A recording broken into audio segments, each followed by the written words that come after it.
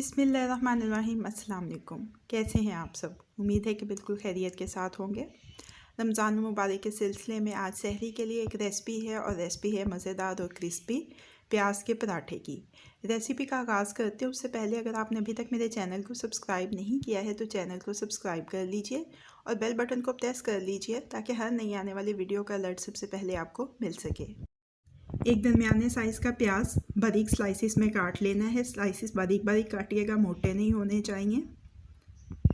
अब इसमें सबसे पहले मैं शामिल कर रही हूँ सब्ज़ धनिया बारीक कटा हुआ, 1 से 2 सब्ज़ मिर्चें बारीक कटी हुई, ये भी बीच में शामिल कर दूँगी।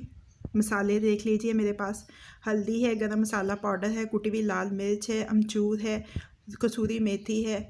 इसके अलावा मेरे पास नमक है, भुना और कुटा हुआ ज़ीरा और धनिया है। 2-2 चुटकी ले ली है मैंने सारी चीज़ें। ये सारे खुश्क मसाले मैंने प्याज में शामिल कर दिए और अच्छी तरह से अब इनको मिक्स कर लेना है। सारे अज्जा को मिक्स करने के बाद इनको हम एक साइड पे रख देंगे। 2 छोटे साइज़ के पेड़े लिए, अब इनकी छोटी छोटी सी चपातियाँ बेल लेनी है।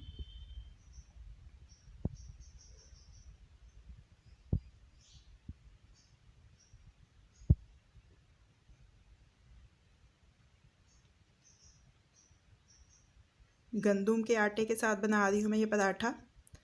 आप मैदे वाले के साथ पराठा बना सकते हैं, मैदे का पराठा भी बना सकते हैं। ये देखिए, ये चपातियाँ बेल ली हैं। अब एक के ऊपर जो अमेज़ा तैयार किया था प्याज का, ये ऐसे फैला के किनारों तक लगा देंगे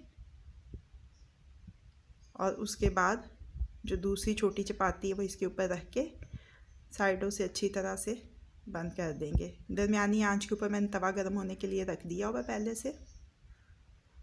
अच्छी तरह से किनारों से इसको बंद कर लेना है। थोड़ा सा मैंने इसके ऊपर खुश्क आटा लगा लिया है और इसको मैं हाथों के साथ ही बढ़ा के तवे के ऊपर डाल दूंगी। एक तरफ से सेक लग जाए तो इसके ऊपर ऑयल लगाएंगे और अब दोनों तरफ से इसको अच्छा सुनहरा और कुरकुरा सा पका लेंगे।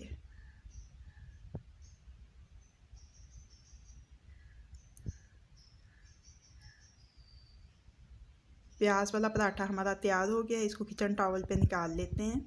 ये देखिए, मैं आपको थोड़ा इसको खोल के भी दिखाती हूँ। ये देखें कैसा अच्छा धुआं निकल रहा है। इसको मैं सर्व कर रही हूँ दही पुदीने वाली चटनी और मिक्स चाय के साथ।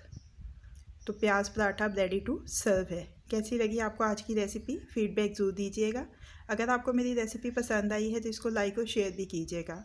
मज़ीद झटपट बन जाने वाली मज़ेदार रेसिपीज़ जानने के लिए मेरे चैनल को देखते रहिए।